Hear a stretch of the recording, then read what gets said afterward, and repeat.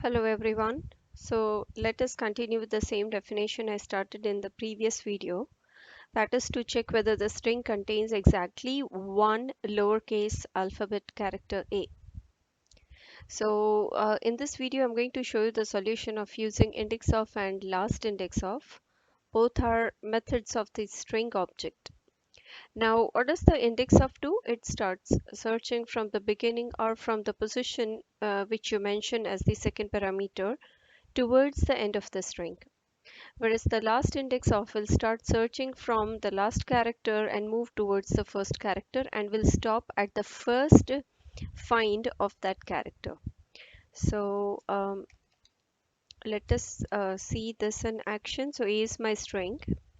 I'm going to use the index of and search for the position of A from the first character, that is the 0th index. The other option is I can go ahead and mention the position where I want to start searching for. That is what I used, b plus 1 in the previous video. But if you want to be more specific, you can go ahead and say start searching from the first character, which is at index position 0, which is again the default value. So you need not mention it. Okay, so again, I'm going to do a search for the same character, A, but this time it is not going to be index of, it is going to be last index of. Now, if there was only one A in the string, for example,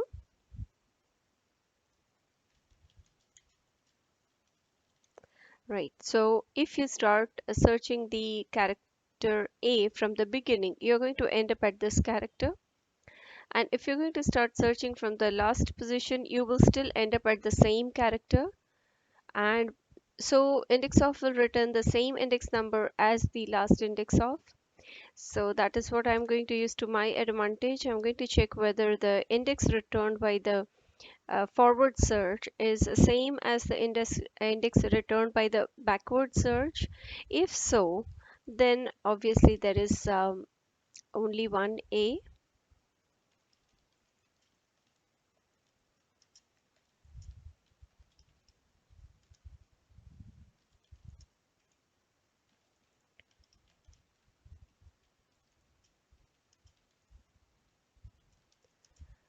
Okay, you can customize this message. So let me just show you what is going to happen with this one. So if I enter a string, so I should get there is only one A. What about so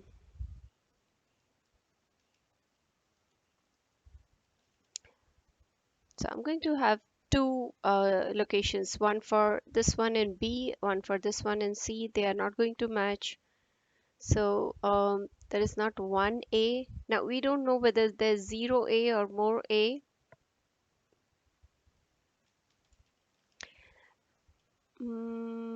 Okay, let's remove the letter A. Now what will happen in this one? I'm still going to get there is only one A. Why is that so? Because this is going to fetch the value -1 since it was not found. And even this is going to get the value -1 because when it started searching from the last character towards the first character, it could not locate A. So I will have to add in one more condition here to make sure that if there is no A, then I should not be getting this. I should be actually getting this, right? So to do that, I'm going to add one more check that B is not equal to is not equal to -1.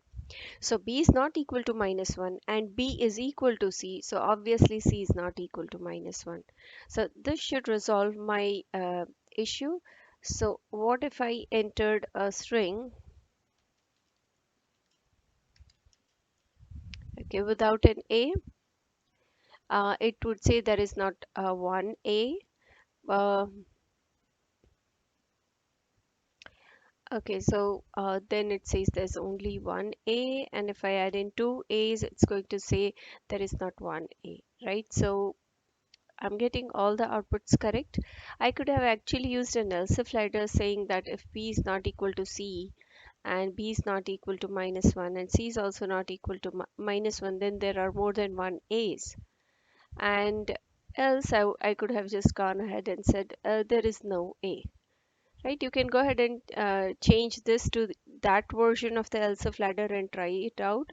But for your information, this is a new method I've introduced in this video. Last index of starts searching from the last character, but the index number that it returns would be the index number which you would have got from counting it from the beginning, right? So the only difference is it starts searching from the last character towards the first character, but the index number that it will return would be its actual index number from the positive side. So that's all for this video. See you in the next one with the same problem definition but with a different solution.